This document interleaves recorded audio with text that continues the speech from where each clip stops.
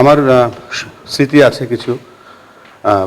আমাদের প্রাক্তন প্রধানমন্ত্রী বেগম খালেদা জিয়ার সাথে একবার মনে আছে যে আমরা আইসিসি ট্রফি 97 যখন চ্যাম্পিয়ন হয়েছিলাম, তখন আমরা আমাদের অনেকে সম্বর্ধনা দিয়েছিল। সেই সম্বর্ধনার একটা অংশ ছিল তৎকালীন বিএনপি সম্বর্ধনা দিয়েছিল মিন্টো রোডে, এবং আমাকে ডায়াসে, আমি ভাইস ক্যাপ্টেন ছিলাম তখন, তাই আমি ডায়াসে উঠেছিলাম এবং বক্তৃতায় এক পর্যায়ে আমি একটা ভুল বক্তৃতা দিয়েছিলাম। সেখানে বলেছিলাম যে তিনি প্রাক্তন প্রধানমন্ত্রী ছিলেন। আমি বলেছিলাম যে মাননীয় প্রধানমন্ত্রী, বলার পরে সব পুরো স্টেজটা চুপ হয়েছিল। তারপর আমি সাথে সাথে ভুল স্বীকার করে বলেছিলাম প্রাক্তন প্রধানমন্ত্রী। ওটাই আমার ছিল শেষ। ওই আইসিসি ট্রফির যতগুলো অনুষ্ঠান হয়েছিল ওটাই শেষ। আর ক্রীড়াঙ্গনের যখন আমরা, বিশেষ করে ক্রিকেটে যখন সার্ক, আগে জানতেন যে সার্ক ইভেন্ট হতো, একটা সার্ক ইভেন্ট, বা যখনই আমরা ভালো খেলতাম আমাদেরকে বিভিন্ন সময় তার অফিসের দাওয়াত দিয়েছে, আমরা সেখানে গিয়েছি। এবং আমার জীবনের সবথেকে বড় যে প্রাপ্তিটা ছিল রাষ্ট্রীয় পুরস্কার, সেই রাষ্ট্রীয় পুরস্কারটা তিনি আমার গলায় পরিয়ে দিয়েছিলেন, মেডেলটা।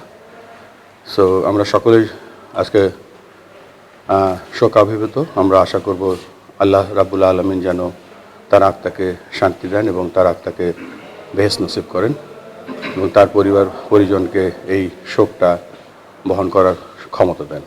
Thank you. সেই সময় খেলেছেন, আসলে সেই সময় কি আমাদের কেমন অবদান ছিল? বাংলাদেশ ক্রিকেটে আজকে এখানে দাঁড়িয়ে আছে, সবসময় সব সরকারই পুরোপুরি সমর্থন করেছিল, এবং সেই সময়টা বেশি মনে পড়ছে যে 2004-এ তখন বাংলাদেশ প্রথম একটা অনূর্ধ্ব-19 বিশ্বকাপ বাংলাদেশে অনুষ্ঠিত হয়েছিল।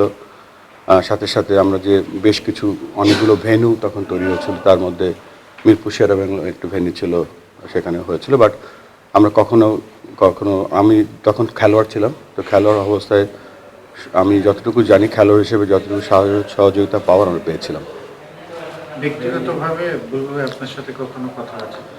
ব্যক্তিগতভাবে দুবার কথা হয়েছে। একবার ওই যখন মেডেল পেয়েছিলাম আমাকে অভিনন্দন জানিয়েছিলেন, আর যখন ওই আইসিসি ট্রফির সেই ম্যাচটাতে, আইসিসি ট্রফির ওই সম্বর্ধনার পরে ডিনারে আমাদেরকে নিয়ে গিয়েছিলেন, এবং আমি তখন কিছু কথা হয়েছিল ক্রিকেট নিয়ে।